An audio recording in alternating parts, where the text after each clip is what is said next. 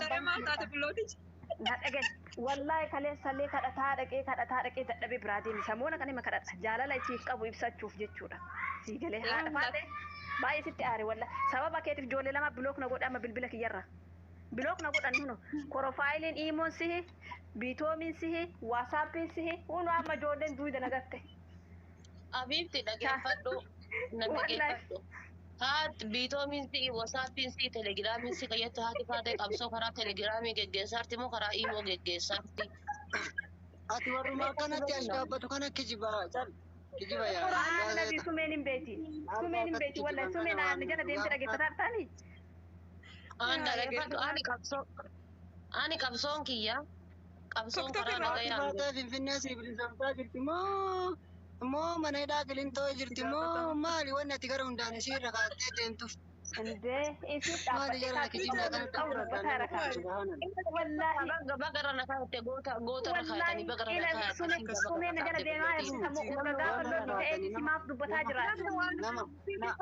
Amma dubbi makiyya kana faalleessu wallaahi haati faatee turiina haadha faatee tanaan garrummaan isin itti qabatin amma bar dubbi makana faalleessuuf bagara na kaa'atti jetti jalqaba maan naa gootaara na kaa'atti jetti amma immoo dubbi matana faalleessuuf ani goota bagara na gaafatama dhaggeeffadhu dubbii nu banne ani maan naa hin jenne dhaggeeffadhu maal jedhe ani an qabsoon kiyya kanaan irra jiru telegiraama imoo biitoo midhaabiti qabsoo tiktookii jira gara tiktookii kummaa kanaan kaa'achi nama si jibbu jira anillee haa gubatanii fira kaadhe waan si arrabsaa jiran qabsoon kiyya yeroo ammaatiif qabsoon an halkanii guyyaa biniinsa qabsoon haataati shaatii keelle hojjechiise namni haarimaatu jira. Anka jedhu qoy itti gaafatamaa asii achi deemtee ammasitti qoy itti gaafatamaa ammaan rakkoo qaba yoo irra na kaayatan qoy itti gaafatamaan dhalaa jimma faadhaa guddaa dhalaa jibbaa jiraa kijibuma dubbii ashfaaffatu finaani dhaggeeffadhu haadha faate ani waan rakkoon qabu yoo horfaalee irra namaa kaachuu waa namaa godhe kun homaa rakkoo qaban bira jirta garuu kijiba dhugaasin warrummaa ammasitti dubbii ashfaaffatu kana gara biraatti ati miskiina. Dubbiin rakkoon qabu gaafiiratti hin taane kijiba dadhabe. Olii gadi fakkaattaruu kana malee rakkoon qabu. Ati ila si keessa jira ila dhibee. Wallahi inni dhiiraa. Bitoomin liivii seenaan jirtu namni bitoomin isii arrabsaan jiru kan arrabsamaa jirtu jijjiiramu dide jawaarraa jijjiiramu dide wallahi silkii ke waan tebbeeku. Jawaari man jaalata jawaari irra kaa'achuun wallahi siin jedha ogga gaafa lolli kun ka'e isii arrabsuna argitee beekta sababa isiitiif aasuufaa arrabsaa jira ilaa amma aasu ganamallee seenee aasuufaa arrabsee dhukke irraa kaasee nama 200 wayitu nu daaqota irraa bahe. Ijoolleen uffata Oromooti. Arrabsamuun qabdi. Waan ofillee Oromoo ijoollee Arsiitti uffannaa haadha faatee lijinna tallatu deemi gama komandooti hundu arrabsamuun qabdi. uffannaa haadha faatee illaa waan ofii tokko torbee kana tishartiin tantee dhuftee na bira geettee bahuu dadhabeetiniin birri bichaa ergee tishartii kan kee biratti liivii seena naafuu kanaa hojjechiiftan barbaada'an. Ani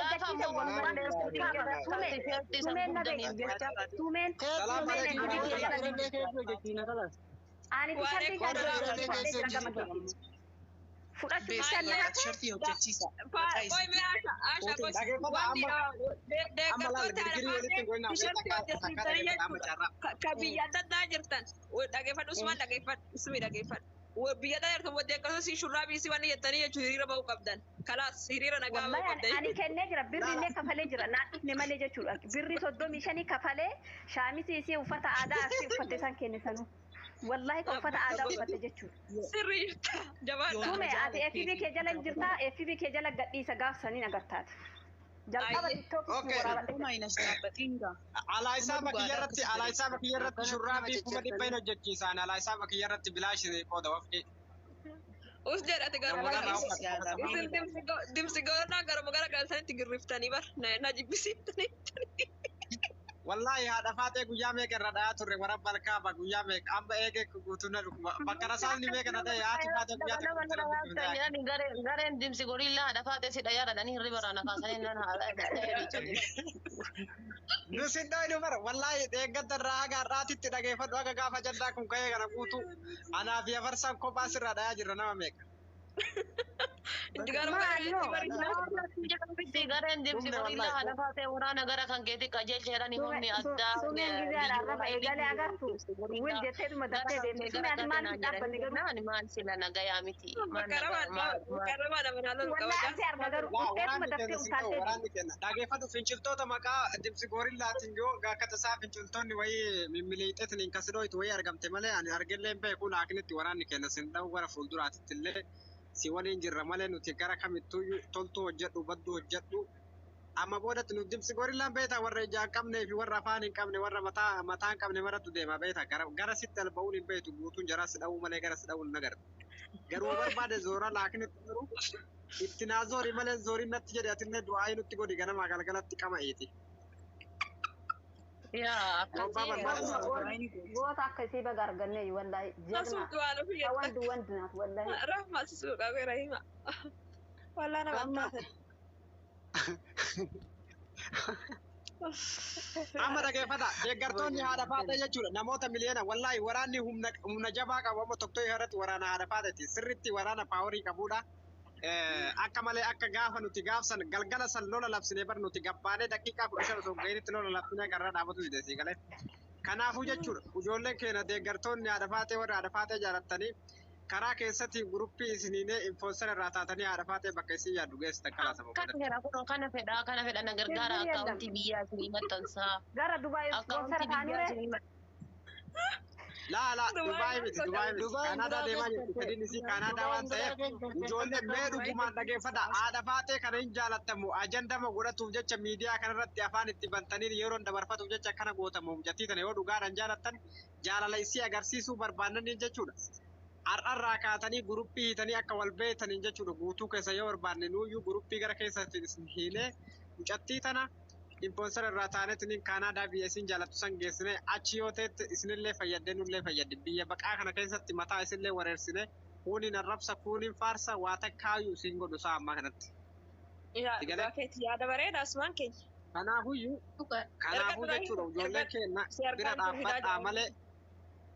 bira dhaabbadhaa malee isinirraa nama arrabsuu fi isinillee arrabsuun faayidaa takkaayyuu qabu kanaaf. Gara keessotti wal maredhaa waan kana akka tokkotti ilaalaa furmaata itti godhaadha faate dhugaa rabbiitti haati faate nama miskiina ni galee kanaafuu sooshaal miidiyaa kanarratti baatii meeqa akka gaafa kaayiroo dhoyteeti mucattiin tun takkaa hirriba argattee beektu hirriba nagaa raftee beektu ganama dhugaa dubbannaa mimaa yaaki sababa haadha faate birrii nama kennullee jibbine bar isii waan nu gorsitus wallahi liqama kennaa yoo jedhanii liqama san hiixachuu dadhabne bakka gorsa isii santu sammuu keenya keessa seenee seeftee si galee.